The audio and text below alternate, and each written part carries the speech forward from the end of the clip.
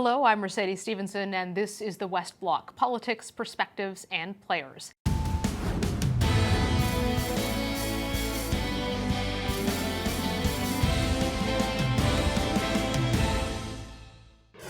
It's been nearly 1 year since Canadians Michael Spavor and Michael Kovrig were detained by the Chinese government in what Canadian government sources have called a political hostage-taking. The detentions and apparent retaliation for Canada arresting Huawei's chief financial officer, Meng Wanzhou, on charges for the United States. Now the U.S. government is labeling Huawei as a security threat, their telecommunications regulator, the FCC, banning it from taking part in certain elements of the U.S. telecommunications structure. Huawei has announced that they are planning to move the company's research center from the United States to Canada because of increased sanctions against their operations by the Trump administration. So what are Huawei's plans for telecommunications here in Canada? Joining me now from Vancouver is Alykhan Velshi, Vice President of Corporate Affairs for Huawei. Welcome to the show, Alykhan. Thanks for having me. Alykhan, there's a lot of concerns about Huawei as a security threat. You have the U.S. regulator labeling your company as such. Canadians wonder, why should you be allowed to operate here or to move your research facility to Canada? What do you say to them? A few reasons. So first of all, Huawei has been operating in Canada legally since 2008, and in that time we've grown our workforce to 1,200. So Huawei is already in Canada, and during that time we've served all three major telecom companies, and we haven't had a single complaint from them or from the Canadian government about our business here. But there's concern that your company is a national security threat. The U.S. National Security Advisor said that if Canada allows Huawei in with 5G, it will be a matter of time until every Canadian's social security and health records are compromised, that everything you type into your phone could be intercepted by the Chinese state, because under Chinese law, the government has the ability to compel Chinese companies to provide information for intelligence. So what assurances do Canadians have that the Chinese government is not going to use this technology to spy on them?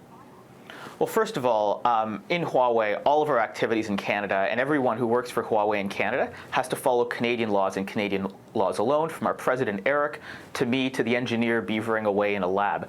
But more broadly, I've always found that the Trump administration kind of talks out of both sides of their mouth on this issue. On the one hand, they come to Canada, as they did last week, and they try to bully Canadians into not accepting Huawei technology. But on the other hand, U.S. carriers continue to use Huawei, particularly in rural areas, and the Trump administration continues granting them exemptions so that they can continue to do so. So they kind of are pursuing a mixed policy. Well, you're subject to Canadian law here, but the company is based in China, and it's subject to Chinese law, which has the ability to compel information from the company. And furthermore, your company has signed an agreement with public security and the police in the Xinjiang region, where the Uyghurs have been put into concentration and internment camps, and that information could be being used to surveil them. So when Canadians raise concerns about the company developing, for example, resources here and technology that could be used in human rights abuses, or having Canadians' privacy breached, it doesn't sound like you're able to give me any reassurance that the Chinese government will not do that.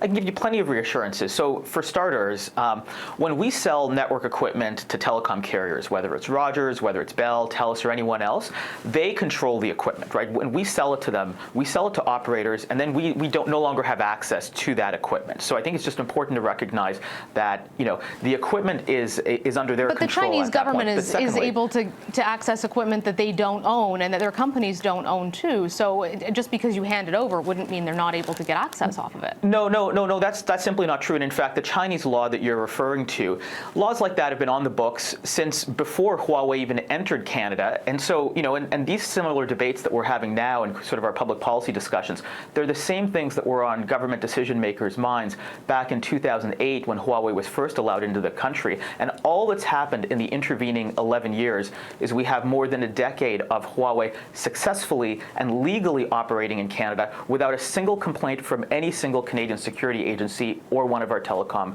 customers.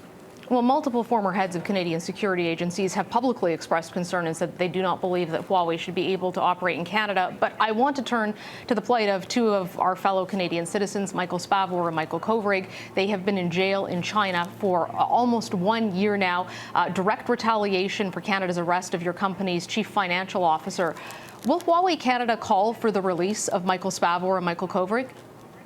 We've been very clear that we're concerned, like all Canadians are concerned, by their treatment, by what we're seeing over there, and it remains our position that it's ultimately a problem that can only be solved by governments working together, by governments and diplomats working together, our government here in Ottawa and the government of China, and our strong hope, our strong desire is that they can find a solution as soon as possible that can bring the two Michaels home.